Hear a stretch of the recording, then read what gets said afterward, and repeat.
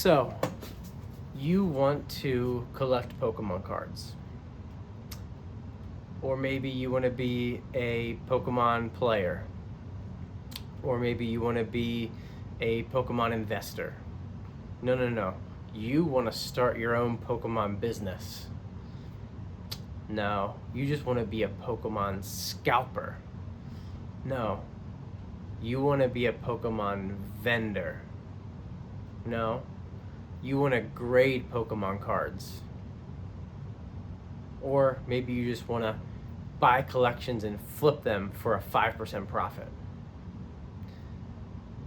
The best thing about Pokemon, and something that we've forgotten in all of this hype, is you can do all of those things, you can do one of those things, or you can do any combination of those things. I think that a lot of things have been lost in this hobby, and people have become very reactive to whatever's going on, whether it's the 30th anniversary coming up, Logan Paul, all of that craziness, products not being on the shelves. Look, you can still interact with this hobby however you want to. You have to make the choice to interact with it in the way that you do. If you just want to collect, you can do that. You can go to your local LGS and you can buy singles. You can buy singles on eBay. You can get together with friends and you can rip. Like, you can get the Pokemon Center drops. It's pretty easy to get Pokemon Center drops now. You can buy from certain online stores. If you really search and do the research, there's a lot of stores that still offer good deals. If you want to be a collector, you can still be a collector. My furnace just went off. If you want to be a player, I talk to friends and I see what some other people on YouTube say. It is very easy to build a competitive deck right now in Pokemon, right? The Pokemon Company does a great job of reprinting the playable cards and putting them into collection boxes and different things like that. And you can also play online on the online platform. There's a lot of different ways right now that you can be a player. If you want to be an investor, right? You want to be an investor, bro, and you want to invest in a box of Lost Origin. I like Lost Origin. You can do that. There's still, some Scarlet and Violet sets that are at a price point that, yeah, if you buy them and you hold them for 3 to 5 to whatever, however many years, they're probably going to go up. If you want to start a Pokemon business, you can do that. It's probably never been easier to start a Pokemon business. Maybe it's also never been harder, but you can do that.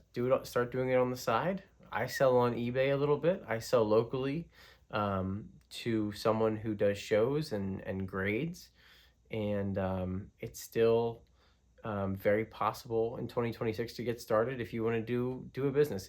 Don't quit your job to start it until you build it up and you do it for a couple years, right? If you want to be a scalper, you can be a scalper. You can go to Walmart and Target and try to circumvent the system at Costco or wherever, or set up bots or VPNs and all the stuff. Again, I don't do that, but I know people that do, and I'm sure a lot of people have success with that, and they sell the product and they're a scalper, and that's the time of Pokemon that we're in right now, but that'll be temporary too, right? Maybe you want to try vending, right? The amount of local shows that are popping up right now is crazy. There's about 2 every weekend now. I live close to Philadelphia and Harrisburg and Pennsylvania, so there's a lot of shows, a very populated area.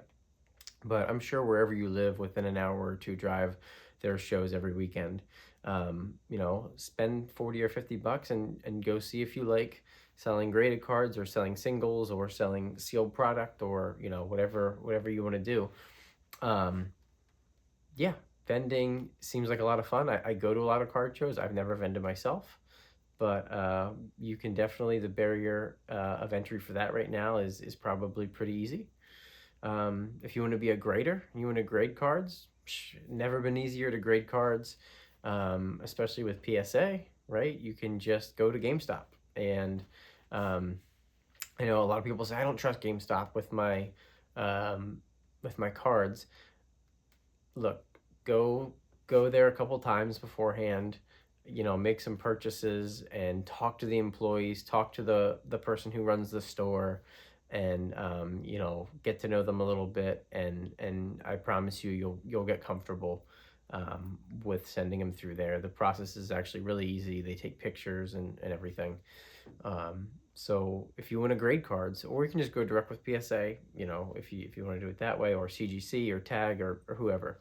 I don't personally grade a whole lot of cards myself anymore, but it's something that is more possible than ever, right? Maybe you just want to be a flipper. Maybe you just want to buy and sell. You buy out collections and sell them, and keep what you like. That's a great way to build a collection, right? This is where things start to mesh, right? You can, that's how I kind of got to where I am with I mean, I have a very small collection, relatively speaking, to a lot of people. I love ETBs, right? And I have a couple booster boxes and stuff like that. But, and then I have my binders, right? um, Buying out collections and selling off, for at 70 to 80%, maybe 80 to 90% if it's really good stuff, and sell it off for a tiny profit, and then it can pay um, for your collection. That's something that's still really possible in 2026. And even if you're not buying out collections, if you're just start buying stuff little by little. If you're allocating 100, 200 bucks a month to just buy one booster box or a couple ETBs, right? And you just want to hold them, you can start to really build a nice collection. And as stuff appreciates, you sell it to buy things that you want more, right? um, I just sold off a collection of some booster boxes, right? And because I wanted to put the money somewhere else, I sold a Destin Rivals booster box. I sold a Sun and Moon base set booster box that I had for years, and I didn't really enjoy having it in my collection anymore. I have the ETBs for base set, and for display, the ETBs look so much nicer than the booster box did. So I'm like, you know what? Let me sell this and put the money into something else, right? And that actually ended up being some Black Bolt and White Flare, because I really really like those sets. Uh, but you know, just do what you want to do in this hobby. There's still so much out there. There's still so many people that enjoy this hobby, whatever they're doing in it. I'm in, multiple group chats with people, and some people are flippers, some people are scalpers, right? But most of us are just collectors. And yeah, we like holding stuff and like to see the value go up, but ultimately, like, we just want to collect and we just want to have fun. And we get together every 3 or 4 months to rip a new set, and we have a chat that's going nonstop with the new leaks and the new artworks and everything. And I think that at the heart of everyone who's involved with Pokemon, whether you have a business or whether you are an investor, a collector, whether you play, however you interact with Pokemon, uh, it brings you back to when you were a kid, right? Like most of us that enjoy Pokemon now, we were kids when it came out, and we have a nostalgic connection to everything about it, right? Whether it's the games or the cards or the TV series, right? So just capturing little moments of that as an adult is something that we can all relate to, and it's fun, right? So just make sure you don't forget that, because it's so easy to get angry and to get caught up in the FOMO, right? But if you kind of disconnect yourself from that and try to, watch, and if watching YouTube can be, you can go down a rabbit hole, but try to watch the creators that are more positive and that just try to really enjoy whatever they're doing, whether you're watching, the business content or just the pack opening channels. Like, I enjoy all of it, right? I watch a little bit of everything, but I do pick and choose kind of, who I watch, because, I don't want to be, brought down when I'm trying to relax and enjoy Pokemon, right? So, but anyway, this isn't what this channel is going to be about every time. I figured I'd start off with, I've made one video on this channel, and I really want to start making positive content. And I'm probably not going to ever really do any pack openings, but I just want to talk about kind of, all the different legs of the hobby. Like, I want to talk about collecting. I want to talk about the business. The business side of it fascinates me, right? Because, kind of like Dan Catch'em Collectibles says, you can still do this. You don't have to lie, cheat, or steal, and you can, having a Pokemon business. And not that I would consider that I have a Pokemon business. Like I said, I sell some stuff on eBay and just locally sometimes, and then 95% of the time that just goes back into my collection. But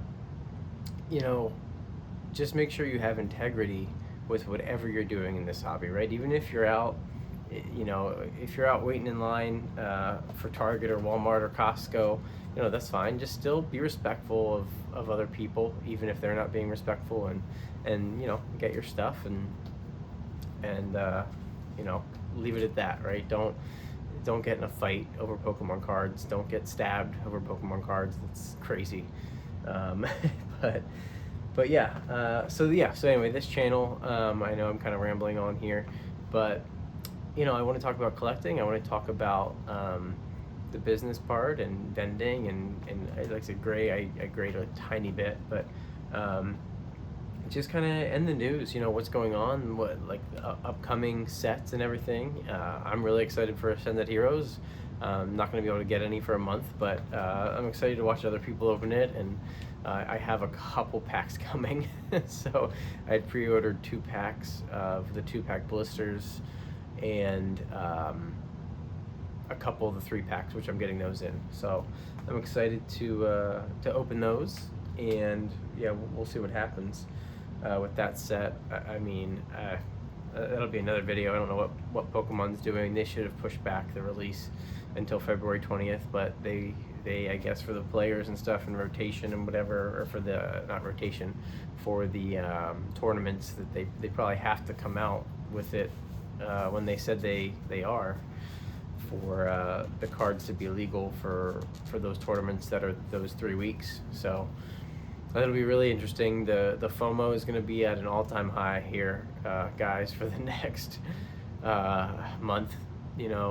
Ascending Heroes comes out this Ascended Heroes comes out this Friday. It's going to be crazy. And then the end of February, we're going to have the announcements for the 30th anniversary, probably get some leaks for the card game, for the cards, probably going to get a preview of the video game for the Gen 10. Yeah, I guess that's probably coming up for this year. I would think next time this year we're probably starting off with Gen 10, but I guess we'll see what happens. But yeah, it's crazy out there, but just make sure that you're having fun and doing whatever you want to do in Pokemon, because that's what we're all here for. We're all here to have fun and interact with it the way that we want to. But I'm rambling on. This video is going to get like 10 views, and that's okay. I'm gonna try to post more consistently than just some shorts and stuff. So, but I think I want to do like a pick of the day. Yeah, let's do that right here. So kind of like shout out to kind of like Pokey Plumber does. Crown Zenith. If you never opened, I don't know how, if that's in view or not. If you never opened Crown Zenith, it's the greatest pack opening experience that you'll ever have. Hidden Fates is my favorite set of all time, but Crown Zenith is a close second. It's just, I mean, you'll open 4 packs sometimes and get 5 hits. Like there's so many double banger packs. It's crazy. The Galarian Gallery is incredible. Just the Pokemon selection is S tier. So pick of the day. This is the Sea and Sky box, but honestly, anything that you can find that's still affordable for Crown Zenith, whether you want it for your sealed collection, like this is just. I mean, I know these are huge. I have 4 of these. They're ginormous, but I love Rayquaza. I love Kyogre. Man, this box is just this. Yeah, I wish they had different pack arts. I kind of like when they have multiple pack arts, but for specialty sets, I guess they've been like 151, just have Mew. Now Prismatic had all the evolutions, but yeah, Crown Zenith, pick some up if you haven't yet. Don't know what you're waiting for. So, but yeah, I appreciate any of you who watch this. We'll be back in another one soon, and everybody have a great day.